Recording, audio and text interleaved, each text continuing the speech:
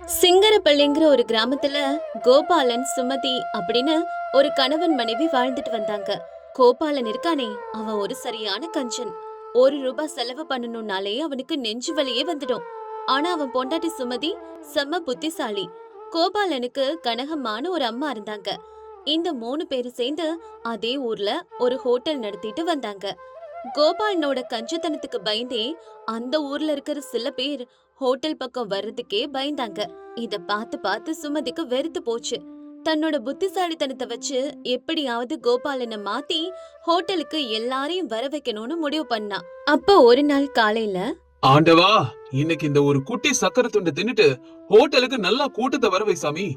நல்லா கூட்டம் வந்து லாபமும் வந்துச்சுன்னா நாங்க உனக்கு ஒரு முழு ஊதுபத்தியை கொளுத்து வைக்கிறோம் சாமி. என்னங்க, சாமி கிட்ட கூட பாதி ஊதுபத்தி கொளுத்துற இந்த கஞ்சத்தனம் உங்களுக்கு எதுக்கு?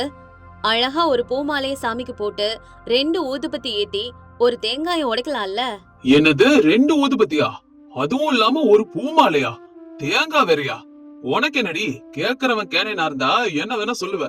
எவ்வளவு கம்மியா பார்த்தாலும் அதுக்கெல்லாம் 50 ரூபாய் செலவாகும். பாருங்கத்த உங்க மகனை, சாமிக்காக ஒரு 50 ரூபாய் கூட செலவு பண்ண மாட்டேங்கிறாரு. கடவுள்கிட்ட இப்படி கஞ்சத்தனம் பண்ணா கண்ணை புடுங்கிருண்டா சாமி, பாத்துக்க. அம்மா, சாமி ஒண்ணும் கெட்டவர் கிடையாது இதுக்கெல்லாம் கண்ணை புடுங்கிறதுக்கு. அவரு என்ன அவரோட கண்ணாவே பாத்துக்குவாரு. சாமிக்கு என்ன கண்ணு புடுங்கறதா வேலையா? சரி, அதை விடுங்க. ஹோட்டல் திறக்கிற நேரம் ஆயிடுச்சு. சமையலுக்கு தேவையானதெல்லாம் ரெடி பண்ணி வச்சுட்டீங்களா? நான் வந்தா சமையல தொடங்கிடலாமா? எல்லாம் ரெடியா தாண்டா இருக்கு. நீங்க வர்றத பாக்கி. ஆனா எங்களை ஒரு வேலையும் செய்ய விட மாட்டேங்கிறீங்க. எந்த வேலையை பார்த்தாலும் நீங்களே செய்றீங்க. அம்மாடி, உங்ககிட்ட சமையல் ஒப்படைச்சா அப்புறம் என்ன ஆகுறது? எல்லாத்தையும் அள்ளி அள்ளி கொட்டி தீத்துடுவீங்க. சரி சரி, நீங்களே வந்து உங்க சமையல பண்ணுங்க. ஐயோ கடவுளே! அட என்னடா ஆச்சு? ஏன் இப்படி கத்துற? அப்புறம் கத்தாம என்ன பண்ண சொல்றீங்க? ஒரு பருப்பு வைக்கிறதுக்கு இவ்வளவு தக்காளி, இவ்வளவு பச்சை மிளகாய் நறுக்கி வச்சிருக்கீங்களே, என்ன ஆகுறது?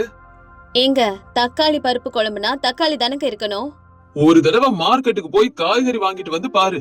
காய்கறி விலை அடுப்பு நெருப்பு மாதிரி எரியுது. அதுவும் இல்லாம 1 கிலோ துவரம் பருப்புக்கு 1/2 கிலோ தக்காளி நறுக்க வேண்டிய அவசியமே இல்ல. ஒரு 4 பீஸ போட்டா போதும். 1 கிலோ பருப்புக்கு 4 தக்காளி போட்டா அது கண்ணுக்கே தெரியாதுங்க. எல்லாமே கண்ணுக்கு தெரியணுமா?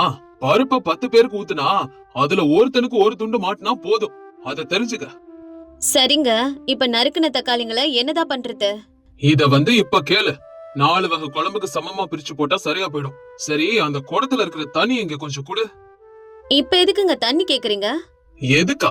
இந்த பருப்புல ஊத்தி கலக்கிறதுக்கு தான். டேய், இம்பிட்டு தண்ணிய ஊத்துனா அது எப்படிடா பருப்பு ஆகும்? ரசம் தான் ஆகும். ஆமாங்க, சாப்பிடுறவங்க கூட பருப்பை கேட்டா ரசம் தரீங்களேன்னு கேக்குறாங்க. தயவு செஞ்சு தண்ணிய கலக்காதீங்க. சொல்றத கொஞ்சம் கேளுங்க. அட, அவங்க கிடக்குறாங்க விவரம் இல்லாத ஜனங்க. ஆனா நான் செய்யறது அவங்க உடம்பு நல்லா இருக்கணும் தான். இந்த கெட்டியான பருப்பை சாப்பிட்டா அஜீர்ணம் ஆகி சீக்கிரமே செத்துருவாங்க. தண்ணி கலந்து ரசம் மாதிரி பண்ணா சீக்கிரம் ஜீரணம் ஆயிடும். நல்லது செஞ்சாலும் ஜனங்களுக்கு புரியுறது இல்ல. ஐயோ ஐயோ! ஏங்க கத்துறீங்க? ஒரு பூஜையை பண்ணிட்டு வர்றதுக்குள்ள இவ்வளவு அநியாயம் பண்ணுவீங்களா? என்னங்க, நாங்க என்னங்க பண்ணோம்? நாங்க என்ன பண்ணோம்னு ஒண்ணுமே தெரியாத பச்சை பிள்ளை மாதிரி கேக்குறீங்களே. இந்த தாளிப்புல இவ்வளவு எண்ணெயை ஊத்துனது யாரு? இவ்வளவு எண்ணெய் குடிச்சா ஜனங்களோட உடம்பு எனத்துக்கு ஆகுறது. ஐயோ, 2 கரண்டி எண்ணெய் தாங்க ஊத்திருக்கு. பாரு சுமதி, என் கண்ணு என்னை ஏமாத்தாது. நான் வரதுக்கு முன்னாடியே தாளிப்பு ரெடி பண்ணிருக்கீங்கன்னா நான் பார்க்காம ஒரு கரண்டி அதிகமா ஊத்தலாம் தானே. அப்பாடா, என்ன நீங்க ஏமாத்தலான்னு பாக்குறீங்க. இனிமே நீங்க யாரும் சமையல் பக்கமே வரக்கூடாது சொல்லிட்டேன். நாளுக்கு நாள் உங்க கஞ்சத்தனத்தால எங்க உயிரை எடுக்கிறீங்க. குழம்புல எண்ணெய் இருக்க கூடாதுன்னு சொல்றீங்க. தக்காளி பருப்புல தக்காளியே இருக்க கூடாதுன்னு சொல்றீங்க. ருசியா இருந்தா எங்க அதிகமா தின்னுடுவாங்களோன்னு பயந்து எல்லா குழம்புலயும் உப்பு காரத்தை கம்மியா போட்டு ஏற்கனவே பாதி ஊர் ஜனங்களை ஹோட்டலுக்கு வராம பண்ணிட்டீங்க. ஏதோ நமக்கு இருக்கிற கோடிக்கணக்கான சொத்தை தூக்கிட்டு போயிடுவாங்கங்கிற மாதிரி ஒரு எறும்பையோ ஈயோ கூட வீட்டுக்குள்ள விட மாட்டேங்கிறீங்க. இனிமே உங்க கூட குடித்தனம் பண்ண என்னால முடியாதுங்க. நான் என் பிறந்த வீட்டுக்கே போறேன். சரி சரி, வரும்போது உங்க அப்பா கிட்ட சொல்லி 1 வருஷத்துக்கு தேவையான மளிகை சாமான்களை கேட்டு வாங்கிட்டு வா. அத நம்ம 2 வருஷத்துக்கு சிக்கனமா வச்சு ஓட்டிக்கலாம். ச்சே, நீங்க திருந்தவே மாட்டீங்களா? அப்படி சொல்லிட்டு கோபமா அங்கிருந்து கிளம்புறா. அத பார்த்த மாமியார் இப்படி கேக்குறாங்க. சுமதி, ஏன் இவ்வளோ கோவம்?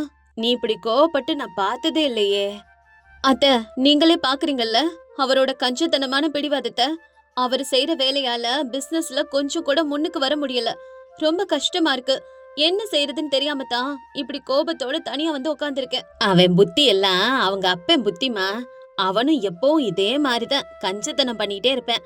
இவனை மாத்தணும்னு நான் ரொம்ப முயற்சி பண்ணேன். ஆனா எங்க அத்தை இருக்காளே, கஞ்சத்தனத்துக்கு சிக்கனம்னு பேர் வச்சு இவங்க அப்பனையே மாற விடாம பண்ணிட்டா. அதனால அவரை மாத்துறது என்னால முடியாம போச்சு. கடைசில பிறந்த புள்ளையாவது எல்லாரையும் போல இருப்பான்னு பார்த்தா இவன் அவனையும் மிஞ்சிட்டேன். ஆனா நான் எங்க அத்தை செஞ்ச தப்ப செய்ய மாட்டேமா. நீ ரொம்ப புத்திசாலி, அதனால நீ தான் அவனை மாத்தி கொண்டு வரணும். மாமியார் அப்படி சொன்னதும் சுமதி யோசிக்க ஆரம்பிச்சா. அடுத்த நாள் கோபாலன் சமையல் செஞ்சுட்டு இருக்கும்போது சுமதி அங்கே வர்றா. மறுபடியும் சமையல் கட்டுக்கு வந்துட்டியா? வர வேண்டாம் நேத்து தானே சொன்னேன். நேத்து நீங்க சொன்னதை பத்தி நல்லா யோசிச்சு பாத்தேங்க. நீங்க இவ்வளவு தூரம் சேமிக்கும் போது நான் தான் அத கஞ்சத்தனம்னு தப்பா புரிஞ்சுக்கிட்டேன். அதனால இனிமே நானும் உங்கள மாதிரியே இருக்கலாம்னு முடிவு பண்ணிட்டேன். அப்படி வா வழிக்கு. ஒரு நாள் தள்ளி வச்சாதான் உனக்கு புரியுது போல. சரி சரி சரி வா, நம்ம 2 பேரும் சேர்ந்து ஹோட்டலுக்கு தேவையான சமையல செய்யலாம். சரியா? அப்படி சொல்லிட்டு 2 பேரும் சேர்ந்து ஹோட்டலுக்கு தேவையான சமையல் எல்லாத்தையும் செய்றாங்க. சாப்பிட வந்தவங்க இப்படி சொல்றாங்க. இன்னைக்கு சாப்பாடு செம ருசியா இருக்கே. ரொம்ப சந்தோஷமா வயிறு நிறைய சாப்பிட்டேன். அப்பா, அப்படியே வீட்டு சாப்பாடு சாப்பிட்ட மாதிரியே இருக்குப்பா. இந்த மாதிரி சாப்பாட்டுக்கு எவ்வளவு காசு கொடுத்தாலும் தப்பு இல்ல. இது ஹோட்டல் சாப்பாடு மாதிரியே தெரியல. இந்தாங்க, இந்த 50 ரூபாய எக்ஸ்ட்ரா வச்சுக்கோங்க. இனிமே எங்களுக்கு தினமும் இதே மாதிரி சாப்பாடு போடுங்க. அடேங்கப்பா, இன்னைக்கு சாப்பாடு பயங்கர ருசியால இருக்கு. இப்படி சாப்பாடு டெய்லி போட்டீங்கன்னா அப்புறம் ஆம்பளைங்க வீட்டு சாப்பாடு சாப்பிட மாட்டாங்க. என்ன சொல்றதுனே தெரியல. இன்னைக்கு சாப்பாடு அம்புட்டு அற்புதமா இருக்கு சுமதி. இத கேட்ட கோபாலனுக்கு ஒண்ணுமே புரியல. முந்திரி கொட்டை மாதிரி முழிச்சுக்கிட்டே பாக்குறான். எந்த நாளும் இல்லாத மாதிரி இன்னைக்கு எல்லாரும் இவ்வளவு புகழ்றாங்களே, என்னன்னு ஒரு தடவை சாப்பிட்டு பாப்போம். சுமதி, எனக்கும் கொஞ்சம் சாப்பாடு போடு. இந்தாங்க, சாப்பிட்டு பார்த்து சொல்லுங்க. அடட, இவ்வளவு ருசியா இருக்கு. இது நான் சமைச்ச சமையல் தானா? திடீர்னு சமையல்ல இவ்வளவு டேஸ்ட் எப்படி வந்துச்சு? சுமதி, இது எப்படி சாத்தியம் நினைக்கிற? உனக்கு ஏதாவது தெரியுமா? சொல்லு. எனக்கும் அது என்னன்னு தெரியலங்க. ஆனா உங்களுக்கே தெரியாம உங்களுக்குள்ள அப்படி ஒரு மேஜிக் இருக்குங்க.